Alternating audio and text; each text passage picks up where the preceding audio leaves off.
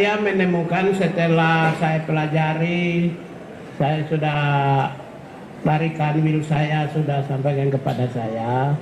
Kemudian dari eselon 1 sampaikan menginformasikan kepada saya akhirnya berkesimpulan begini. Pendidikan ini, pendidikan yang dicanangkan oleh Gubernur Jawa Barat ini, orientasinya adalah peningkatan kualitas sumber daya manusia. Kualitasnya apa? Satu, knowledge, pengetahuan. Yang kedua, peningkatan keterampilan. Yang ketiga adalah peningkatan mental, kualitas mental, produktivitas, disiplin, tanggung jawab.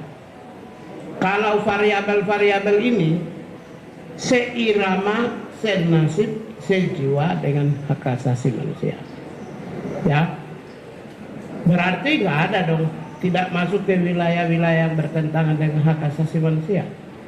Yang dikhawatirkan itu adalah yang kemarin saya bilang corporal punishment, seperti orang tua atau di sekolah mendidik anak cubit telinga, tak pukul, mendisiplinkan anak yang berlangsung pada masa pendidikan ala masa lampau. Itu yang kita khawatir. Setelah kami cek ternyata tidak corporal punishment. Jadi ini tidak bertentangan sedikit pun. Gini. Kami menyampaikan bahwa ada problematika dalam spirit kebangsaan kita, yaitu membangun narasi agar anak-anak muda Indonesia, khususnya anak-anak di Provinsi Jawa Barat yang sedang menekuni jenjang pendidikan SMP dan SMA serta sederajat atau sanawiyah dan madrasah aliyah, yaitu pola pendidikan karakter melalui peningkatan kualitas disiplin hidup dan perubahan pola hidup. Nah, prinsip perubahan pola hidup itu apa sih yang terjadi? Yang terjadi pada anak-anak di Jawa Barat itu pola hidupnya adalah mereka rata-rata tidurnya jam 4 pagi. Karena waktunya dihabiskan untuk main game online. Kemudian berdampak pada mereka tidak bersekolah. Selain berdampak tidak bersekolah, mereka sering terorganisir secara sistemik melalui kekuatan media sosial, melakukan pertarungan-pertarungan secara terbuka dan tertutup, melahirkan banyak orang yang terluka, bahkan banyak orang yang meninggal.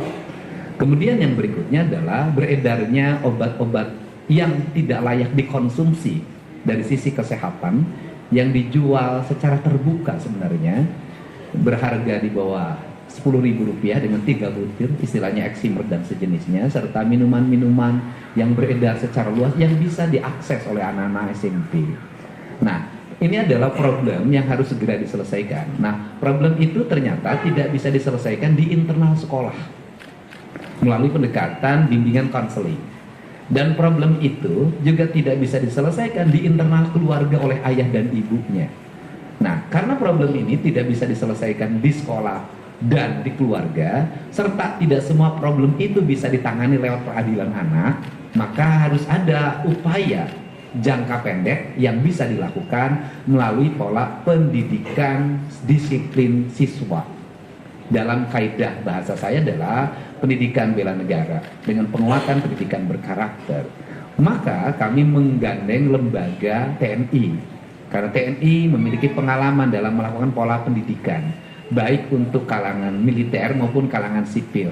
Di kalangan sipil dikenal namanya prajabatan.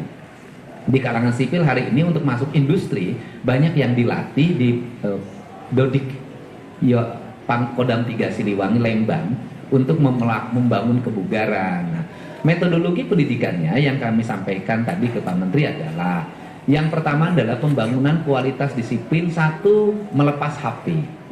2, melepas tradisi bermotor. 3, melepas minuman keras. 4, melepas obat-obatan terlarang. Kelima, melepas konsumsi zat adaptif lainnya yang merusak saraf dan pikirannya, dengan membangun pola tidur maksimal jam 10 malam. Kemudian mereka bangun jam 4 pagi, mereka mandi, salat subuh bagi yang beragama Islam, membereskan ruang tempat tidurnya, masuk ke masjid dan kemudian mendapat bimbingan rohani dari kiai yang menjadi bimbingan konselingnya. Setelah itu mereka sarapan pagi, setelah sarapan pagi mereka berolahraga, setelah mereka berolahraga mereka langsung mengikuti ruang kelas pembelajaran sebagaimana dia didapatkan di sekolah. Kami mendatangkan guru dari berbagai tempat dan kemudian setelah itu mereka salat duhur, kemudian istirahat. Setelah istirahat mereka mengikuti program minat dan bakat melalui pendekatan olahraga. Dan kemudian maghrib dia masuk masjid lagi, belajar ngaji lagi, kemudian sampai isya dan kemudian nanti mereka makan malam dan kembali ke tempat mereka tidur untuk tidur malam. Jadi model itu yang kami kembangkan dan kami tadi konsultasikan bahwa tidak ada pelanggaran-pelanggaran yang dilakukan terhadap hak-hak anak sendiri. Nah, kalau bicara orang banyak memperdebatkan persoalan apakah mereka, bagaimana mereka belajarnya, pertama justru dengan barak ini mereka jadi belajar. Mereka jadi ada gurunya. Kenapa? Karena selama ini mereka bolos. Mereka tidak pernah belajar. Bangunnya rata-rata jam 10 siang. Nah ini adalah. Kemudian yang kedua, bagaimana lingkungannya di barak itu, di komplek pendidikan itu mereka mendapat lingkungan yang baik. Karena selama ini mereka di lingkungan rumahnya tidak mendapat lingkungan yang baik, di lingkungan sekolahnya tidak mendapat lingkungan yang baik, mereka menjadi anak jalanan.